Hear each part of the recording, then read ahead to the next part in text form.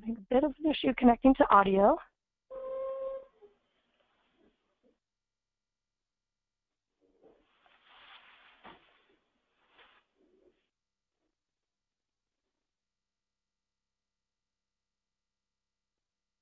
I have not had this issue before, so I'm just trying to do my best to figure out exactly what it's doing. Oh, we'll be fine. I see the button that I need now. We'll go ahead and start.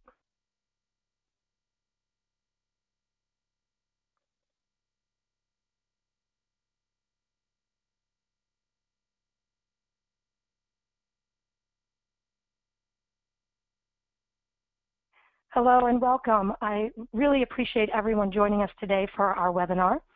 I'm Shannon Piper. I'm Director of Marketing Communications for Lexipol. Today's topic, as you all know, is a very serious one. When we lose a firefighter in the line of duty, it's always tragic. But when a firefighter takes his or her own life, it brings a host of questions for family members, friends, and colleagues. Today, we're going to take a look at what we know about firefighter suicide. We're going to have a pretty frank discussion, and we're going to try to leave you all with some ideas about what you can do about it, no matter what your role or your rank.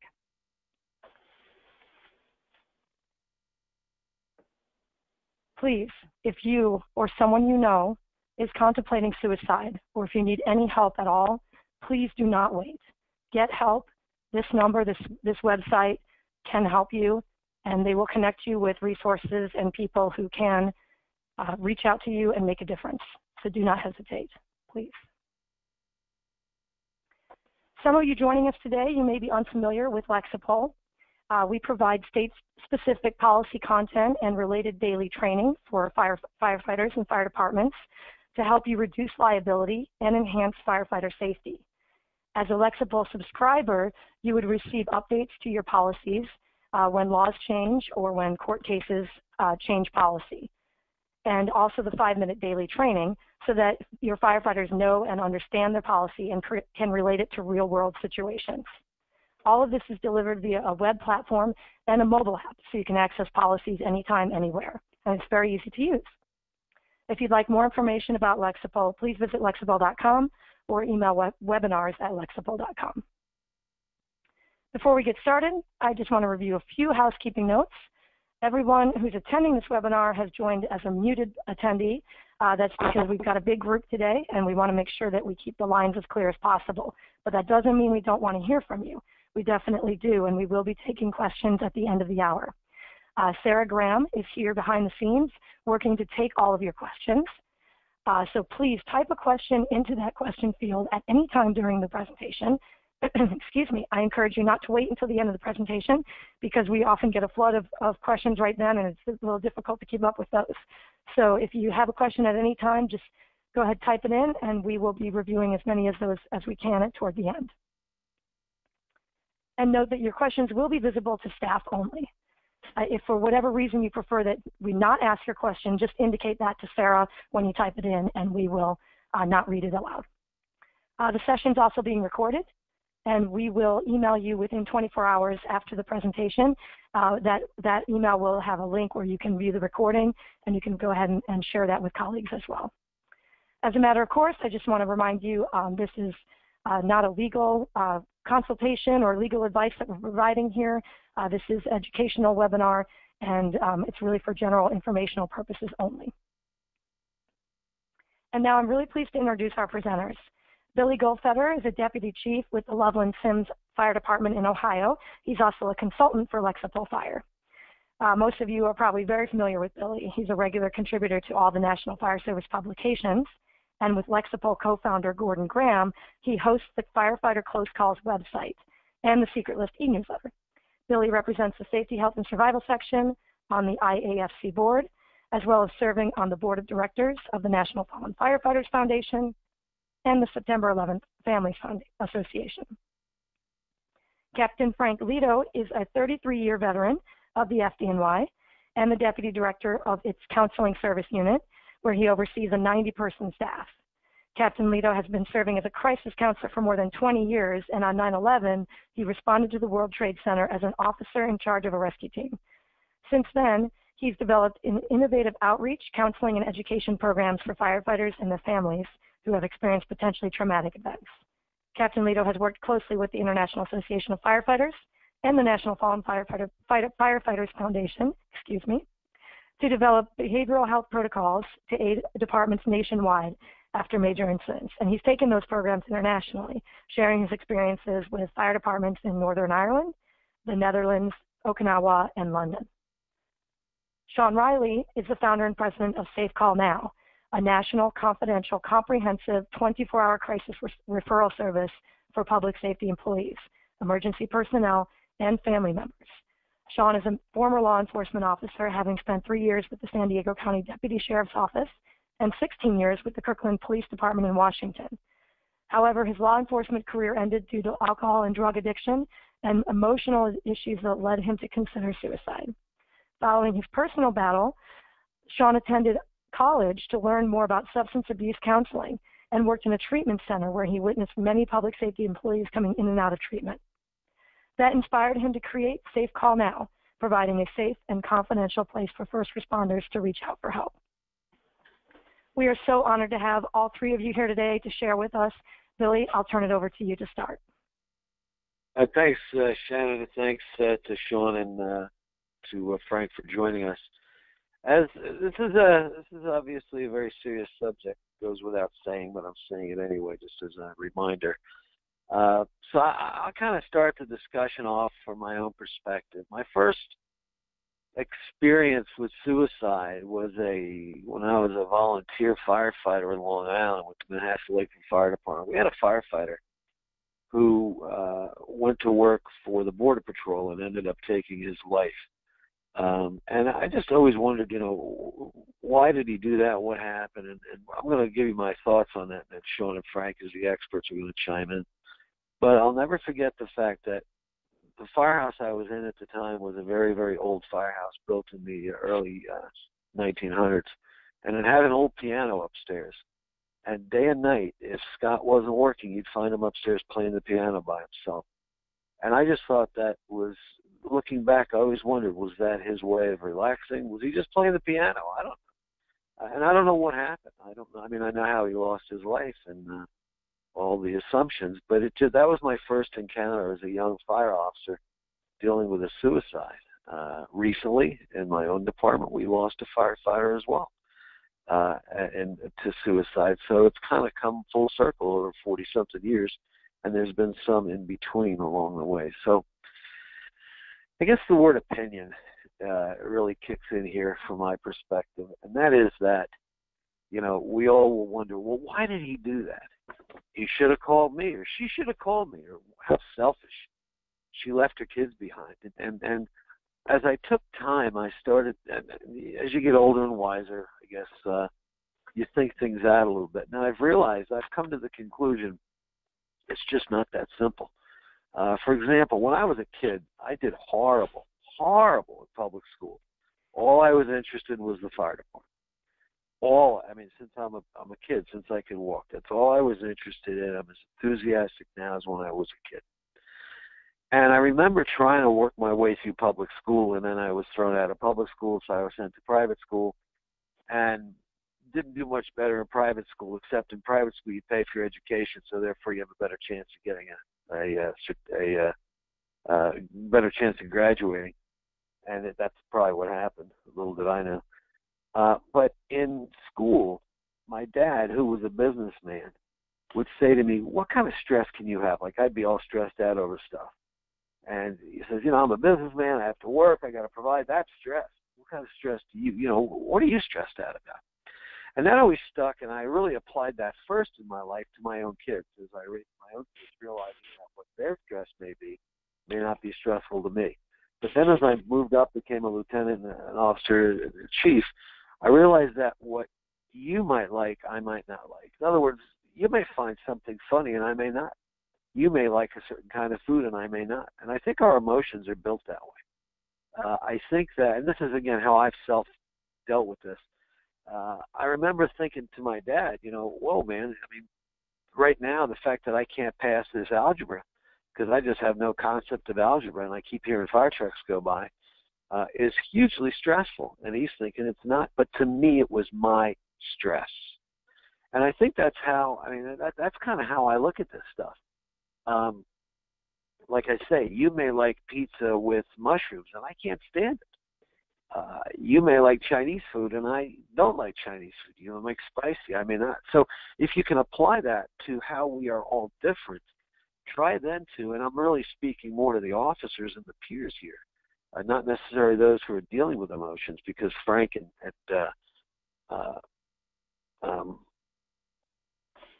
I'm drawing a blank. I'm so sorry. I'm embarrassed. Yeah, right, Sean. I'm so focused on this issue. Yeah, Frank and Sean, who are the experts, are going. And I've known Sean for years, by the way, so that was just a glitch. I just think that they're going to help us carry that next step. So I guess what I'm saying to the chiefs and the officers, don't compare to yourself. Identify the individual as having their own personal little world, their own issues, their own challenges. Some people watch Seinfeld and they're crying, they're laughing so hard. Other people are watching Seinfeld going, I don't even get it. So try and keep that in mind when you're looking at your employees, your firefighters, your medics, as far as their ability to deal with things, because we're all kind of different. Let me give you one last example. I grieve pretty well. I've not had a lot of loss in my life, thank God. I lost my dad. There's certainly incidents that we've had in the line of duty, lost in front of 9/11, things like that.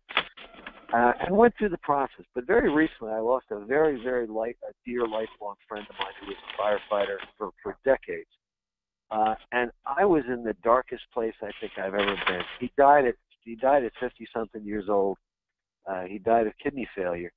And I was I don't know that I've ever felt so dark. And I did reach out to some friends to talk about it. And I guess I'm lucky. Now, I don't know that it would have driven me to anything other than just being depressed for a while. But I was able to identify and feel that there was something going on there that was different. And I was able to push a button and say, hey, I just got to talk to you about this for a while. So basically, summing it up, I think it's a very personal thing. I think what may cause one person to want to take their life may not be what somebody else. And we've all heard that. For example, his wife cheated on him and he killed himself. Well, to him, that was as big and as bad as it possibly could be. Other people may celebrate life left you, that kind of thing. So without, carrying this much further, I hopefully have made my point, and that is the issue is very personal, and don't use your own personal judgment as a template. Understand that what's different for one person is always going to be different for somebody else. So let me toss the conversation around and to George, Sean, and to let's go to Sean first, and then Sean has some very personal experiences, as Shannon shared, and then Frank is involved with the FDOI counseling unit, and who knows better than tragedy than them if you only look at 9/11, not to mention 2 years ago they had a whole family burn up in Brooklyn in a fire, and that's got to take its toll on the members, and other members may be taking their own lives, and how does that impact their peers? So let's talk to Sean first, and then Sean, pass it to Frank for his thoughts. Hey, Billy, I'm just going to break in here for 1 second. I just wanted to let everybody know I've pushed out the poll that you see on your screen. So if everybody can kind of answer that, and then we'll close it in a minute or two, and we'll be able to see the results of that. So, sorry, go ahead, Sean. No, thanks, Billy. The one thing that I want to talk about today is how many is too many? Is it a problem? Is it not a problem? What do the studies show out there? And I think the interesting thing for me, as I work with firefighters, we have this population that's a really, really healthy population. Somewhere along the line, it appears that suicide might be one person's best and only choice. And what are the signs and symptoms, and how do we get them, and how do we help people not commit suicide, especially firefighters, but how do we help coworkers take a look for the signs and symptoms and get them better and well? I know in my own personal case that my job was doing great, everything was going well, except my personal life was a struggle. And I think, just like you mentioned, Billy, it came down to me for marriage and losing that, and that was the ultimate. And then I turned to everything else, which was the substances, which was leading to the suicide. And I'll turn it over to Frank because he's probably witnessed this many, many times. I agree with Billy wholeheartedly. I mean, there is no one answer here. And if we're looking for one answer, we're going to come up short. There are many, there's many ways to look. And, how can we be supportive? How can we, as fire departments, fire officers, be supportive? I think one of the things we have to recognize is our work. I mean, our work is the exposure to trauma, the use of alcohol and drugs higher than the general population, the higher levels of depression, PTSD. We hear a lot about PTSD, but it is a contributing factor to suicide. What does PTSD look like? It's thrown around a lot, but if you're a fire officer and you're looking at a firefighter, what are some of the signs and symptoms? And that fire officer can look at a bowstring construction or backdraft and know signs and symptoms there. But how about our members? The members that are riding on that truck are a most important piece of the fire department. When I'm instructing officers, they're not psychiatrists or psychologists. So what do you look for in a firefighter that is suffering from PTSD or substance abuse? Are they angrier than they were in the past? Is their anger level changed? Are they isolating? Real telltale sign is someone's isolating from the group. And sleep disturbances is another issue. Are they not able to sleep? Or are they complaining about sleep? So as a fire officer, you can look for a triad, sleep, anger, isolation, and start to make some determinations about your members. Let me jump in there, Frank, for a second. Yeah, that's a great point, and I think for those of you that are taking notes, and we have a number of links for you at the end of this as well. But so, you know what, you're probably really good. I mean, you're probably really good at pulling up at a dwelling, and you can size it up. Where's the fire? Where was it? Where's it going? What's my construction? What's the occupancy? What size lines I want? Where's my water supply? All that. But the one area, and we're very comfortable doing that. Actually, we sit around hoping we can do that. Can't wait for that next run. But when it comes to personnel stuff, we're not so comfortable. In one aspect, it's because we're not provided adequate training. We'll spend hours and hours on sizing up structure, but how do we size up our employees? We're also a little nervous to do that. I don't want to get involved. I don't want to get involved in it. I'm not going to question it. So, Frank, let me throw this at you or Sean. So we see a firefighter who's not been sleeping, acting cranky, really off the normal scale. And the normal scale is something we can talk about at some point also. But really out of character, what do they do? I believe connection. I mean, really try to make a connection with that firefighter. Typically that firefighter may start to isolate, and they may really start to anger people, the other members of the station, and everybody starts moving away. As a peer or an officer, is to really make the connection with that firefighter and try to understand what's going on with him or her, and then ask some serious questions. I mean, if your gut is saying this is not going well, or I really feel that this person may be thinking of suicide, ask. You outright ask. Are you thinking about killing yourself? That's so not. Let me add to that, because you really hit an important point here, because I spent a lot of time reminding fire officers of this next fact.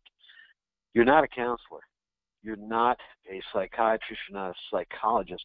So really, the fire officer's role, in my opinion, is to identify, apply immediate first aid, but then refer.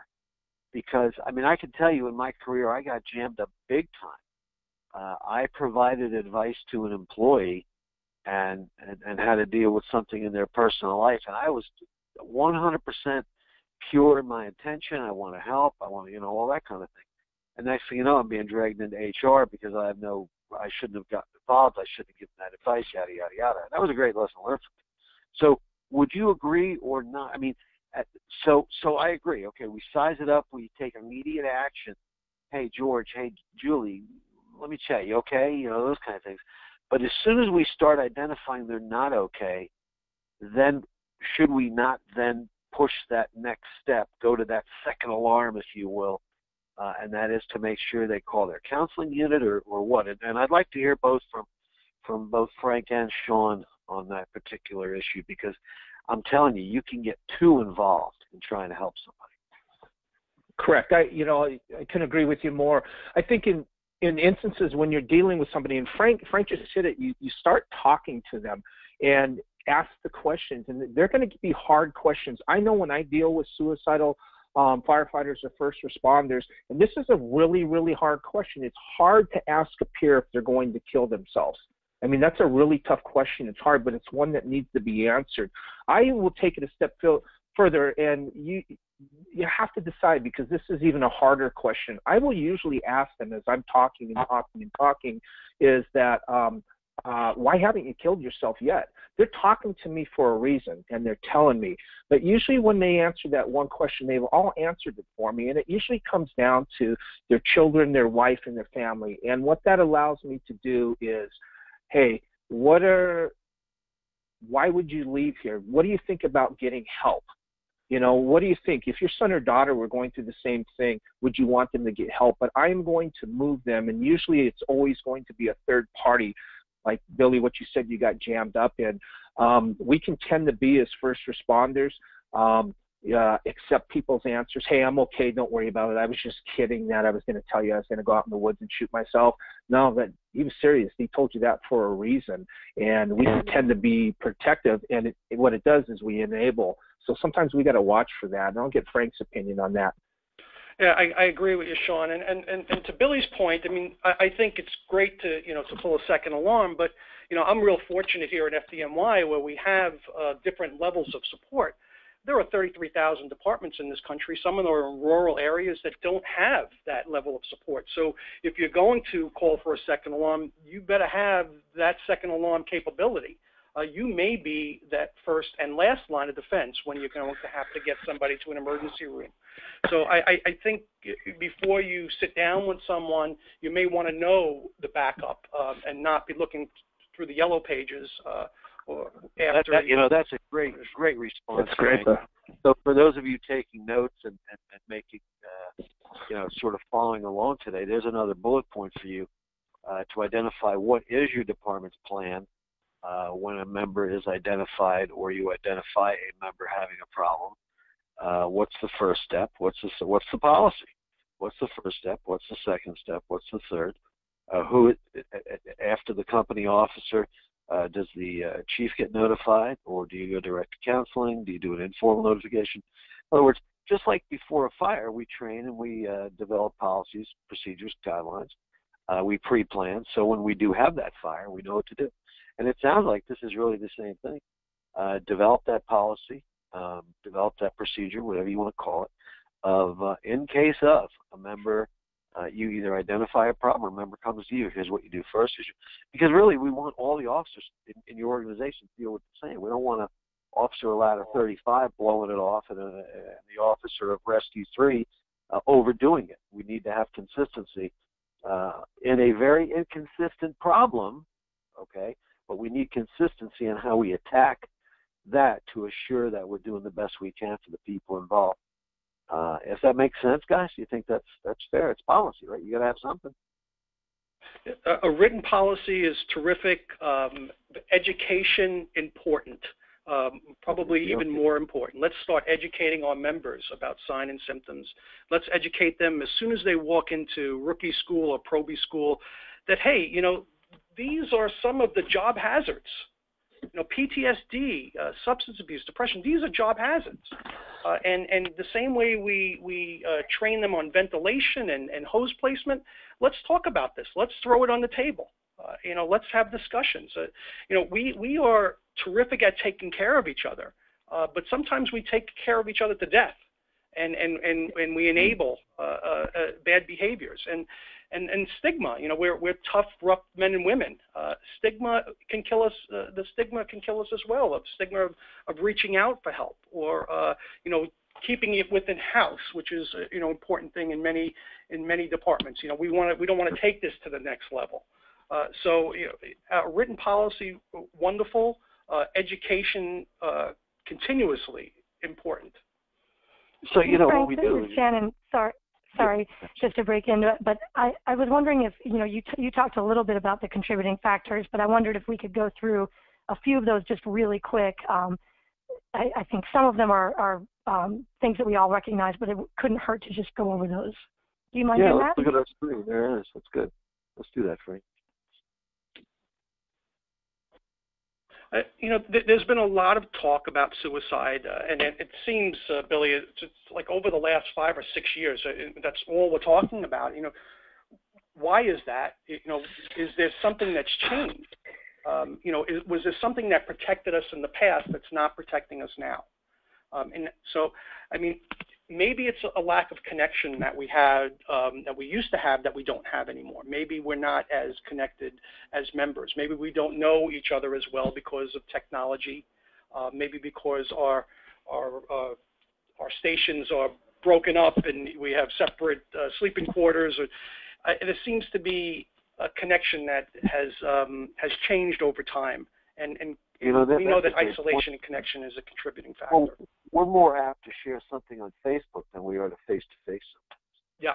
Or to tweet or to text. So that's a great point. That society has kind of forced or pushed away the intercommunication that we see. On the other hand, when you asked this question at the beginning, I kind of wanted to do my Arnold Horshack, ooh, ooh, ooh.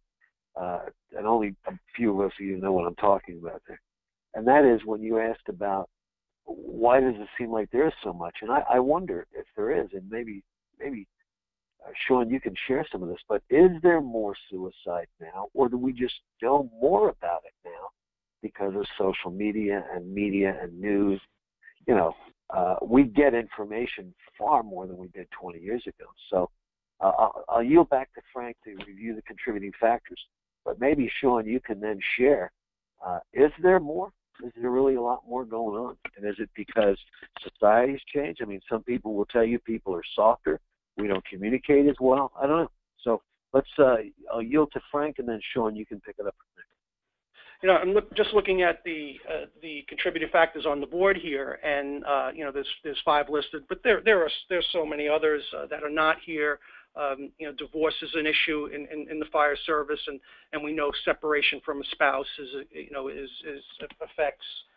We have so many military, and you know, that's a wonderful thing that we're employing our military and our war veterans back to fire departments. Departments like Boston hire only veterans, and good for them. But are we prepared to take care of our members that need support, that now are being re-traumatized? So if we're going to hire these military members, and we should be prepared to take care of them. Yeah, and injuries which can lead to disability and loss of a job, or injuries that can lead to substance abuse, which can contribute to a host of issues, including suicide. So there are so many contributing factors that in the fire service. You know, and I think picking up where, Billy, you were asking the question, you know, is there more than there was before? And I think we're becoming more aware of it because we're starting to talk about it. I think there was, I mean, such a huge stigma that we've never talked about it before, that it kind of got swept under the rug. If somebody committed suicide, well, we just keep them over there. And, you know, as a department, we move forward, you know, muster up and let's go. But there's people out there that are starting to track it.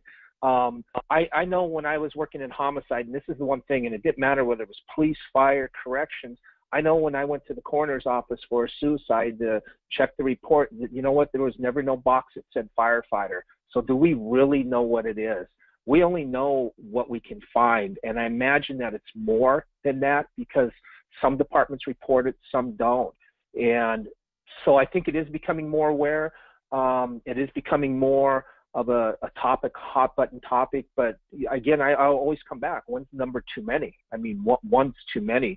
And I kind of wanted to jump back to what Frank was saying a little bit earlier, was about sometimes we keep this stuff in-house, you know, and I remember my particular case. I went back and talked to my chief, and we're dear friends now, and he said, you know, something was really funny, Sean, is that, you know, you were having your problem, and like normally everybody, your shift got around you and they were trying to help you and they couldn't help you, and that took 6 months. Then it got to your supervisor and that took another 6 months. And then it got to the next level. And he said that before the end of, and by the time it ended up on his desk, it was 1.5 years later and you're just about ready to die, but you already lost your job. And so we can tend to be an enabling population. You know, of what we're talking about, I want to zero back on something, and there's some other comments up there that we can talk.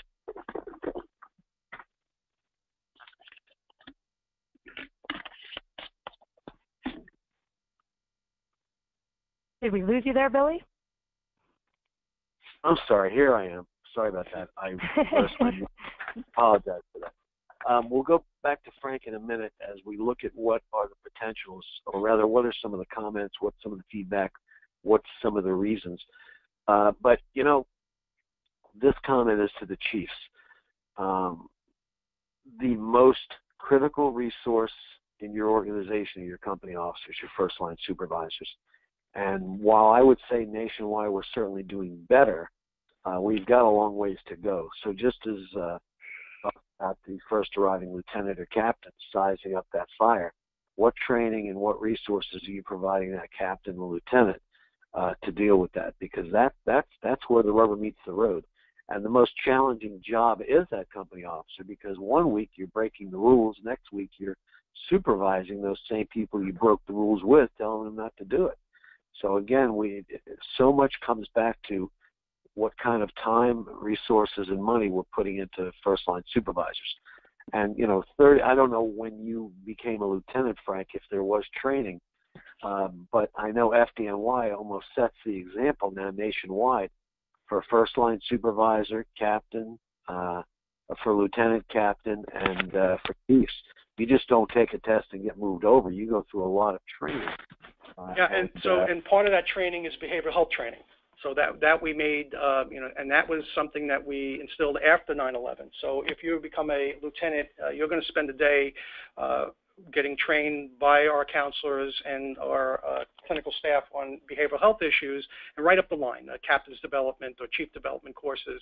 And those trainings go on in the fire stations as well, in firehouses throughout the city. So, you know, a comprehensive behavioral health program is important for every department. You know, if you have 10 members or if you have 15,000 members, we should have a comprehensive program. Some departments will have an EAP that is either non-functional or disconnected from the department, have a CISM team, and call that a behavioral health program. Those are components, and they may not even be good components for a program. So, you know, that those chiefs are taking a mark and really not giving the company officers the tools to work with. So I think you just hit a home run there too, Frank, about CISD and CISM teams. Be very cautious who is on that team. I responded to an incident, it's probably 8 years ago now, that was involving a number of departments.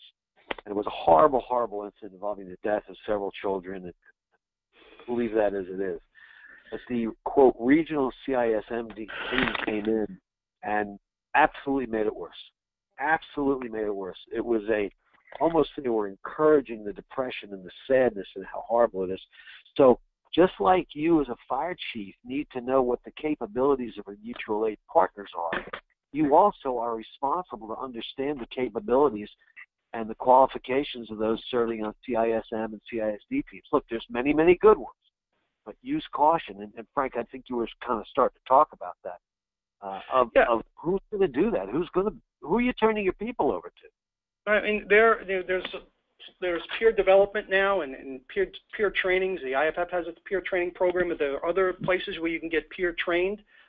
So let's educate our members. Let's educate all our members in how to recognize signs and symptoms. And we do not use CISM or CISD in New York City Fire Department. We use our peer teams to act like a good neighbor. We will go to a station after a tragedy and ask them what they need. What is it that they need? Have them use their own coping mechanisms. And again, I'm not saying that CISM won't work, is not the right thing for your department, but it's just part of a program. Even if it's a terrific part of the program, it's still just one part. We need to have comprehensive, where we have education, referral systems. It has to be all-encompassing. We take care of our tools. We take care of our fire trucks. Let's start taking care of the men and women the same way. I think you bring up a great point because – go ahead, Billy. Yeah, go ahead, Sean. Nope, I was asking to come. Frank brought up a great point because I think you need to give a whole continuum of care, which is the training, which is the education, and also let's not forget the piece about the aftercare. What do we do after 6 months, 10 months down the road? Are we going back out and visiting these firefighters? Hey, how are you doing? The aftercare is a huge piece. Yep, and follow-up is probably the most important part of this of a program, is to follow up with your men and women, because if something happens, a tragedy happens, we will go into fight mode, and we do our job. But it's, when the dust settles 3 months down the road, 4 months down the road, that's when we might need help, and that's when a team, or that's when a behavioral health program should be there for them. And then I just want to highlight before we move forward on the next slide on warning signs, and we're going to have both Sean and Frank talk about that because they see that on a daily basis in the roles they play. But again, for the chiefs and officers listening, for a sort of a follow-up point or for your to-do list, identify who your responders are that are going to help out when there is a problem. Again, this needs to be part of your policy. I'm a big proponent of the chaplaincy in the fire service, but chaplain does not mean counselor necessarily. They're two distinctly different roles, and while some people may be able to play both, one's a religious aspect and one's a professional aspect. And most recently I ran into a chaplain who got ordained online and is now providing guidance to firefighters dealing with issues. It's extremely dangerous. In some cases, I'm going to guess it would be like pouring gasoline on the fire, making it even worse. So your policies, I got to identify what resources you have. And if you need help with that, you can reach out to us through Lexipol. And I know Shannon's prepared and Sarah prepared a number of links at the end of this. One of the better programs out there, Frank mentioned the IFF, who just, by the way, opened their first national behavioral health center to help their members nationwide deal with issues.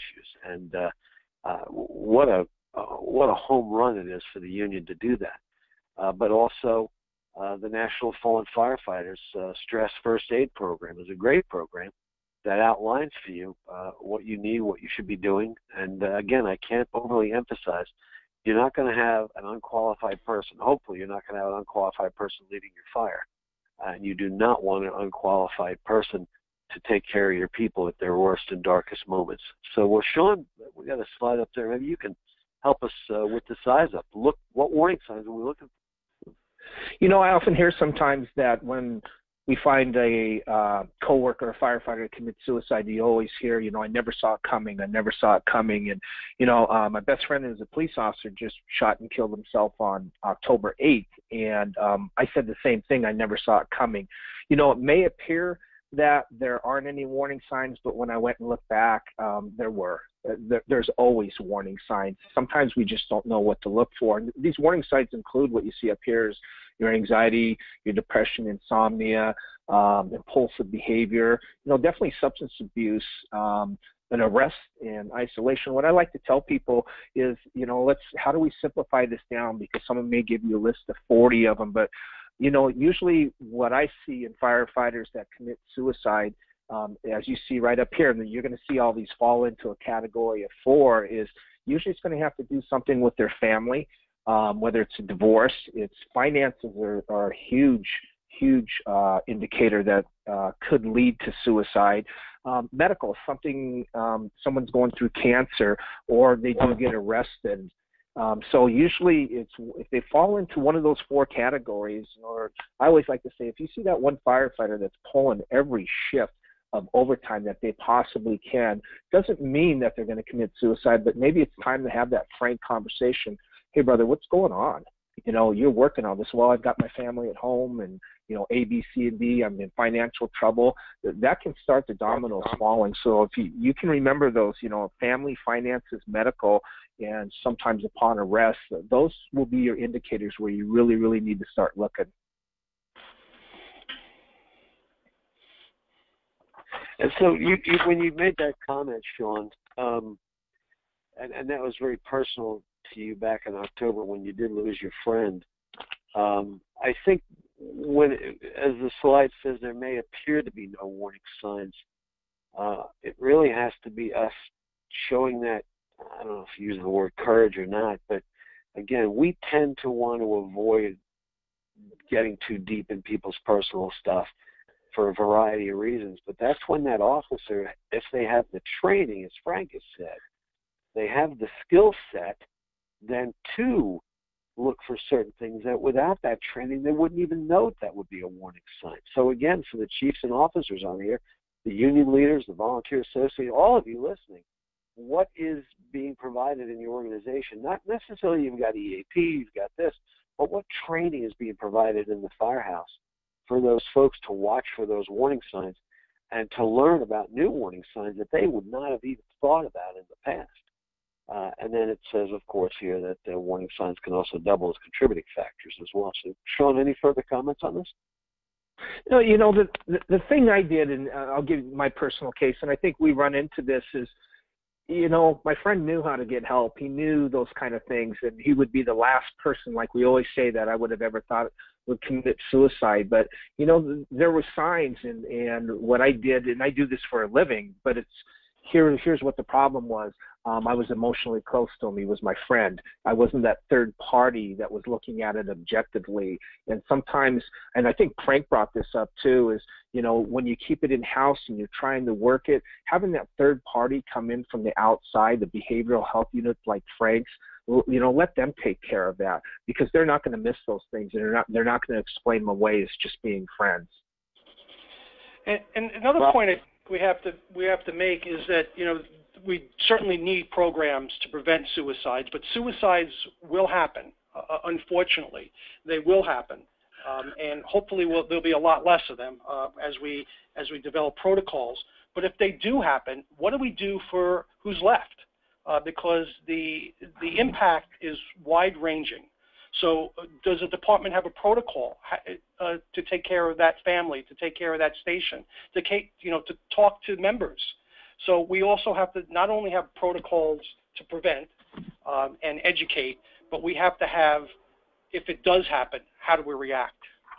That's a great response, Frank. That there's really the first wave is, we've got a member in distress, knowing what to do with that based upon policy and guidelines and training. But then, God forbid something does happen, how do we deal with the rest of the members? The building is collapsed, and now let's see who survived it. Shannon, you wanted to, okay, there it is. You got that next poll is up. So looks like 50% of them feel that the department provides needed resources, which is really good. 50%. That's wonderful, yeah. Yeah, very good. Cool. Let's keep going. What's our next slide here? Okay. So what do we do? As we're starting to run out of time here, and I think this definitely could be a part 2 coming up in the future, maybe bring you back together to even just get together to answer specific questions from the audience. But Sean, what do we do? Well, instead of making all of our, firefighters psychologists, I always like to use these terms. What you want to look for in your loved ones or your firefighters, people you work with. If you start seeing changes in behavior, attitudes, achievement, and attendance, start looking. Again, that doesn't mean they're going to go to substance abuse. It doesn't mean they're going to commit suicide.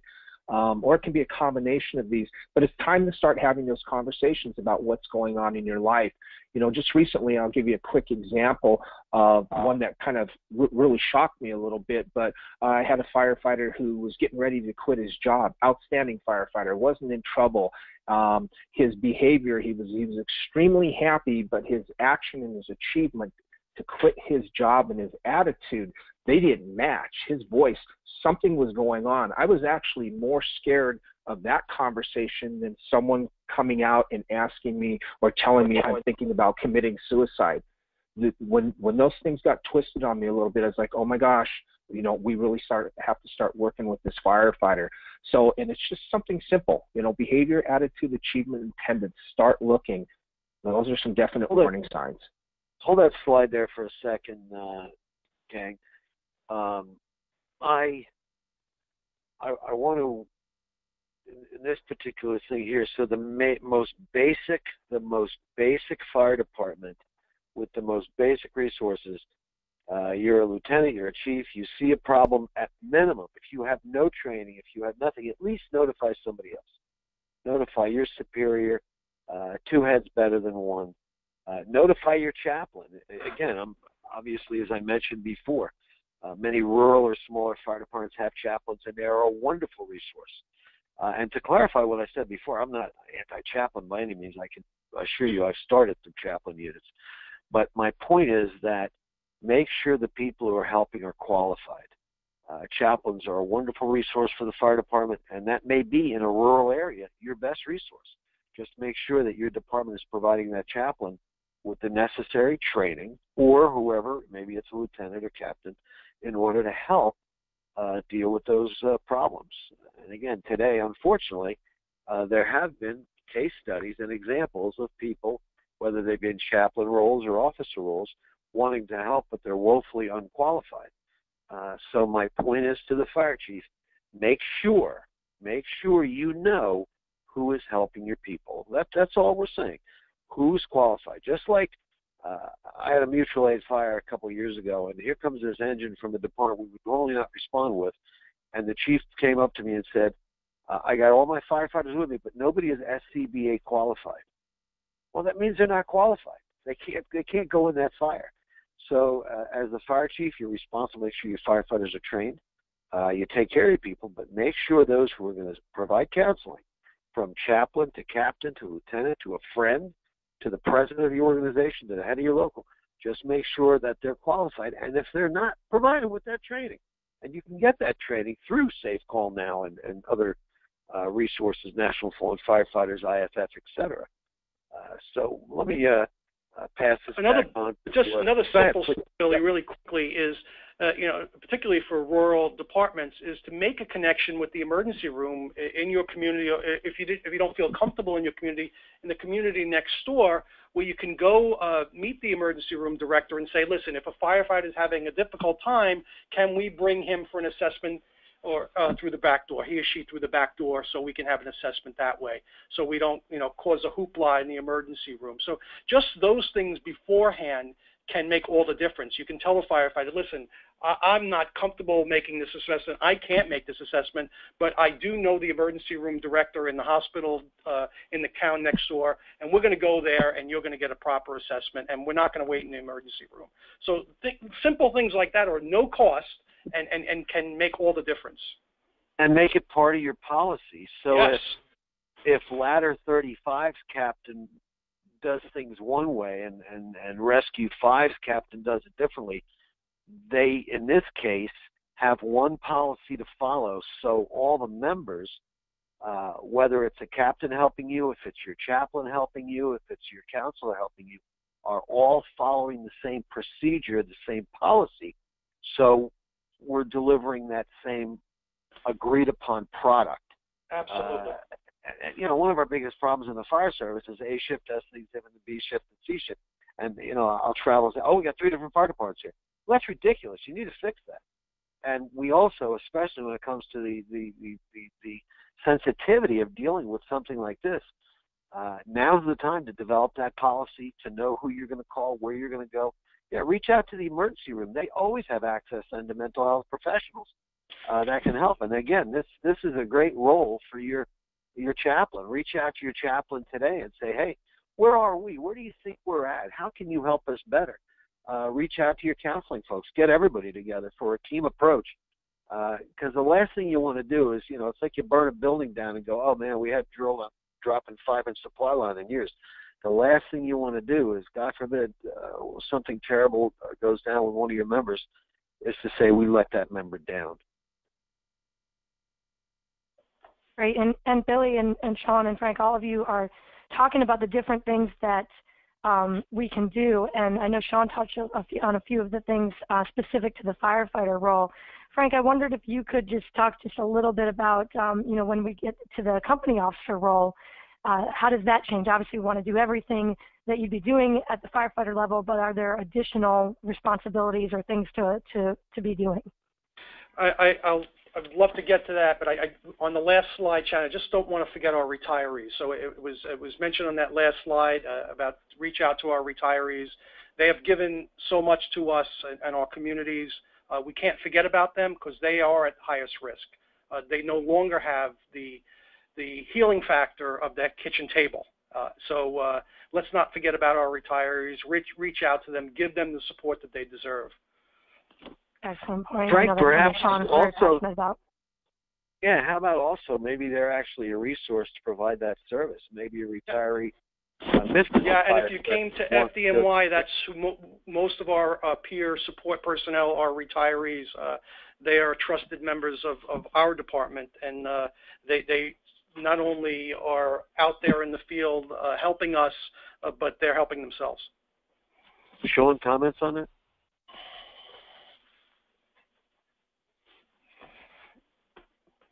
Sean, you there?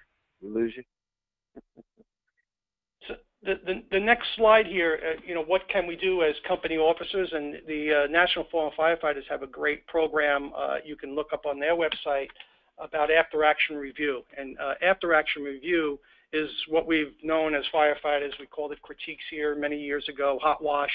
But it gives us the opportunity to look our members after each call. Almost, some departments are running 30 calls a shift. Maybe that's impossible, but as much as you can, sit with your member and what we do in that call, what can we have done better, who should we notify.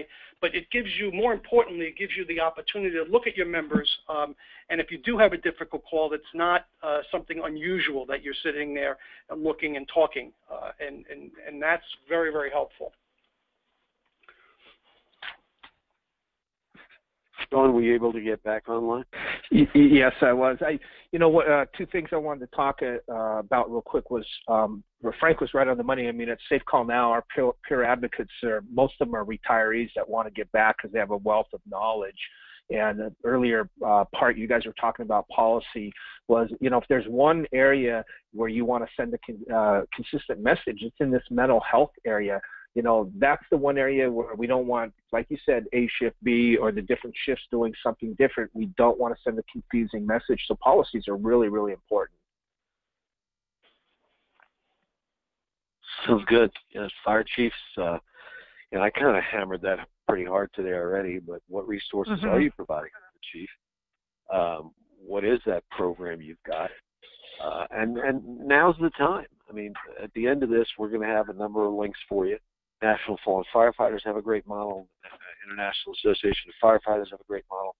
Safe Call Now can help you. You can reach out to Frank through Lexipol, and he can send you what FDNY does, a guideline if you want to mirror a system or copy and develop a system like they have.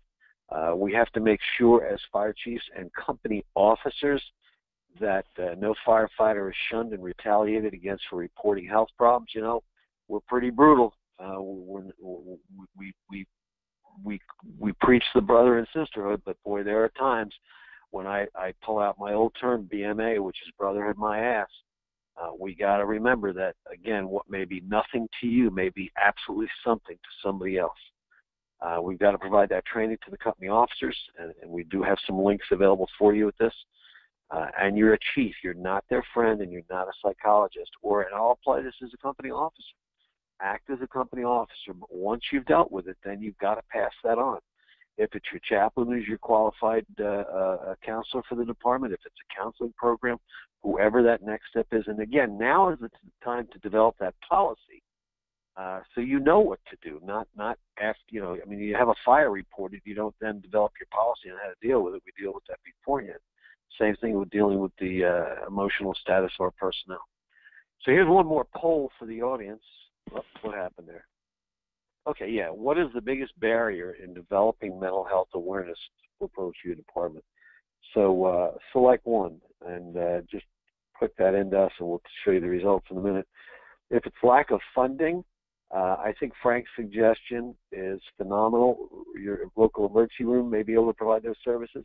We're going to share with you a couple programs that won't cost you a nickel. We're too small. Look, if you're going to fires and you have fire engines, you're not too small. But you do need to identify how you deal with the embarrassments or the perceived embarrassment, being anonymous, and how do we do that? And let me pause there for a second, Shannon, because I think we need to address that. Frank and Sean, so you're a small 10-person department. How do I know when I go to so-and-so they're not going to gossip about that? How do I deal with that? I think that's part of the education process, Billy. I mean, I know that, word spreads quickly in the fire service, but if we start educating members about the importance of not gossiping and not spreading, and again, it is difficult in small communities, no doubt about that, but if we reduce stigma, it's going to be less of an issue. If we reduce stigma around mental health issues, we don't worry if we sprain or break our ankle. We shouldn't worry if we have depression, because most of us will have it at some point during our career.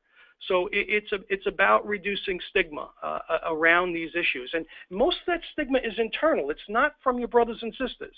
It's you not wanting to be weak. They'll accept you in most cases.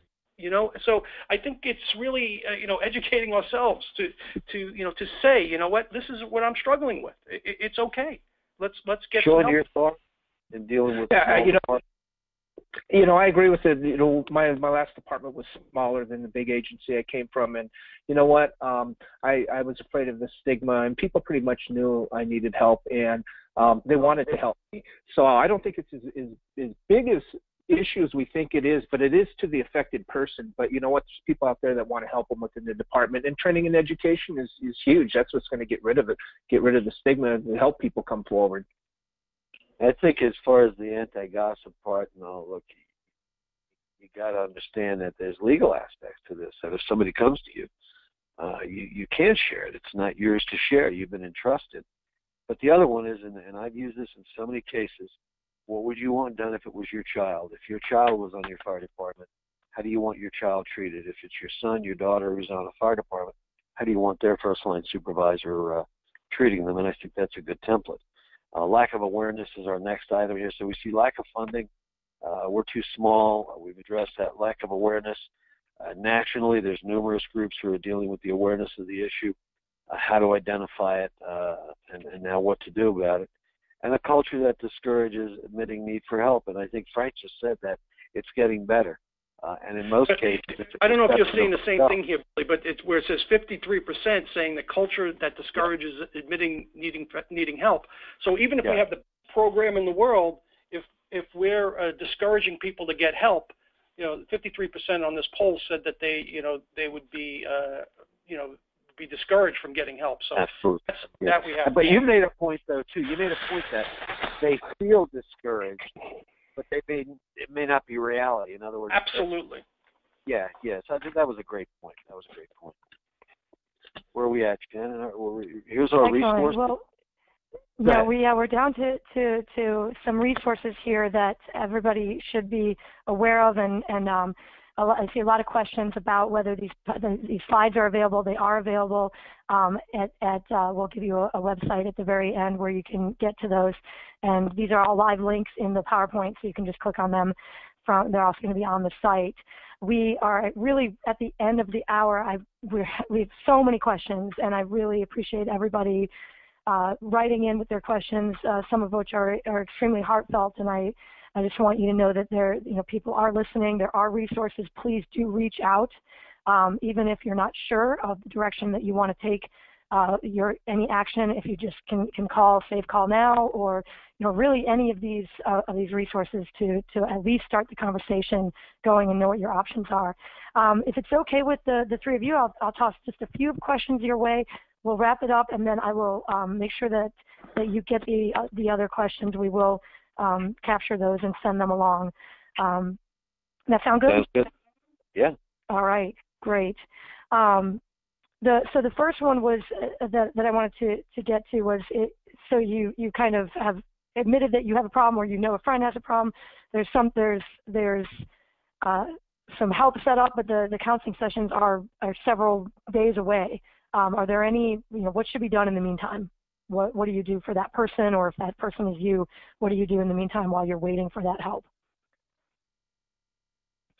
So the gap. I think just be as supportive as possible to that individual, and it's unfortunate, but that the state of the mental health support in our country is that sometimes you have to wait days or even weeks for that level of support. So just be a resource to that individual, and if it's at a point where you believe that it's crucial, take them to an emergency room. I also think that sometimes in your own areas, I know that with Safe Call Now, we have certain places around the country where we have therapists that have their first appointment every day in the morning set aside for first responders. And you should look for that in your own area so that you don't run into these wait times, because we think, you wait 2 weeks and it's a mental health issue is unacceptable. We need to get you help right now. Yep. Right. Frank, can you explain what these FDNY Behavioral Health monthly meetings are? Well, we're anything that we've developed here, we are so grateful for all the support that we received after 9/11 for at FDNY. That anything that we've developed in response to our members, any protocols that we have is available to anyone that asks for it. So you can email me, and I'll make sure that whatever you're looking for, if we have it, I'll just forward it to you. We have our peer team gets together on the first Friday of every month. We've had people from all over the world, and particularly from this country. Last meeting we had Prince George's County come up, their peer team, where we had a group meeting and we shared ideas. So we would love to do that with any department or any member throughout the country. Just give us a call, and this is a conversation that we all should be having. That's great. I also have a question here about most departments have an EAP program, but I think it's not too big of a secret that sometimes you get referred to those programs and they don't necessarily have the specialized resources for the types of trauma or issues that firefighters specifically face.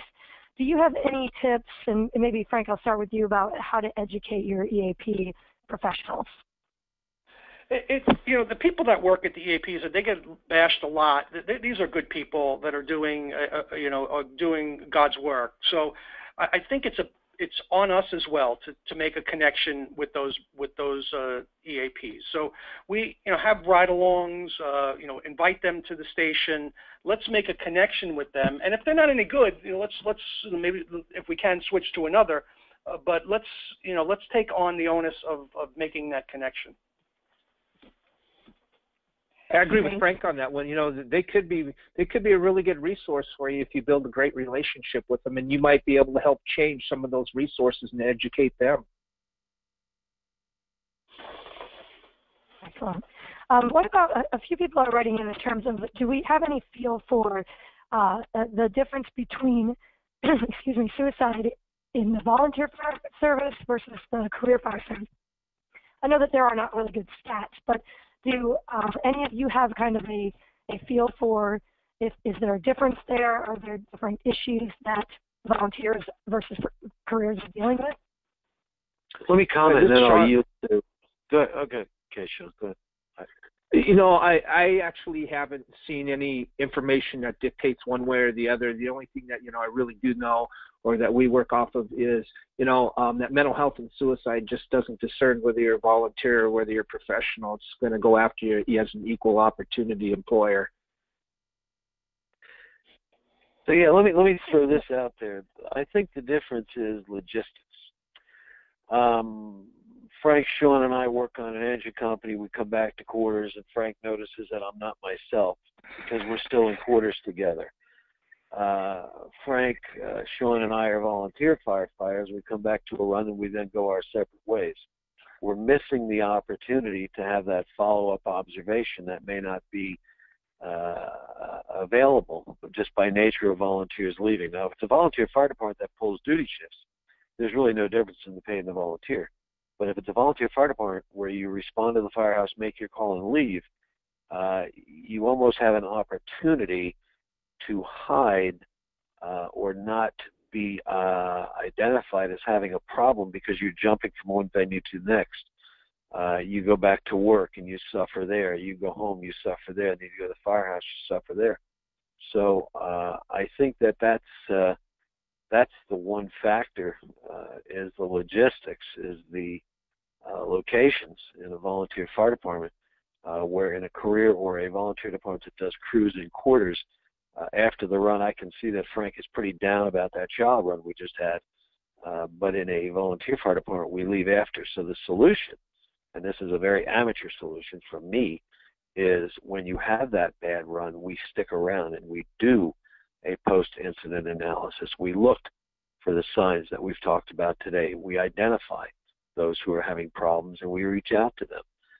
Maybe you don't let everyone return home after that bad run, but we spend time immediately dealing with that emotional first aid. Frank? Yeah, I agree. I mean, logistics makes it difficult, but it's not an excuse, and that's what you said. So we do need to figure out how to educate the members of that department, to bring them in to follow up. We know that some of these calls are difficult, and that we need to follow up with our members. So the same way with a paid force and a volunteer, we need to follow up with them. Well, that makes sense. That kind of match, Jonathan. Okay, back to you, Shannon. Go. Right. Sorry, I was just going to say, Frank, you led right into the last question I was going to take, which is, do you have guidelines for determining what is that bad call? When do you need that post-incident debrief? The bad call, bad calls happen all the time, and bad calls are specific to an individual. What's a bad call for you is not a bad call for me. It's about knowing your men and women. It's about looking them in the eyes and recognize they may be having a bad day to start with, and that pediatric call just put them over the edge. It's not about having 5 fatalities and getting together with a debrief. It's about every day. The darkness comes over time. It's cumulative. So let's take care of each other all the time. Good point. Sean, did you have anything to add to that? No, we just need to be our brother's keeper, and there's no shame in getting help, none whatsoever. Absolutely. Well, that's a great point to end on, and I want to thank everybody for being here with us today. I appreciate everyone who stuck in with us. I know we ran a little bit over, but obviously there's just so much more we could say about this topic, and I appreciate your questions. We'll be sure to get those to the presenters as well. And on the screen here, there's a website where you can get more information. We'll be sending you a link to that as well, but we can give you additional resources at that site, some training bulletins and some other stuff. So we'll be sending that your way, and don't hesitate to take advantage of that as well. The previous slide was also something that you might want to check into, something that Safe Call Now, a fundraiser, losing my voice here, a fundraiser that Safe Call Now is doing right now. So if you want to get involved with that, there's information there too. Want to wrap it up there, Billy? Any final words? Just to wrap it up, we train on fires. Let's train on our people. We prepare policy before the fire. Let's prepare policy for our people. We send qualified people to fires. Let's send qualified people to deal with our people's issues. Thanks so much for hosting this today, Shannon. Pass it on to Frank and then Sean. Well, again, thank you for putting on the program about this very important topic. It's a conversation that we should continue having, not only about suicide, but about other mental health issues that affect firefighters and EMS personnel nationwide. And I want to also thank you, Shannon and Billy and Frank. Firefighters, remember out there, you're just doing a really important job. We need you. We need you to be safe, and more importantly, your families need you. So help is always available. Thank you to 3 of you as well. Really appreciate it. Appreciate your time today, and I appreciate everybody who joined us on this call. Again, I encourage you to take advantage of those resources, reach out, especially if you are struggling or if you know someone who's struggling. And we will continue to be a part of this conversation as well. Thank you very much for attending, and we hope to see you at another Lexipol event soon. Take care.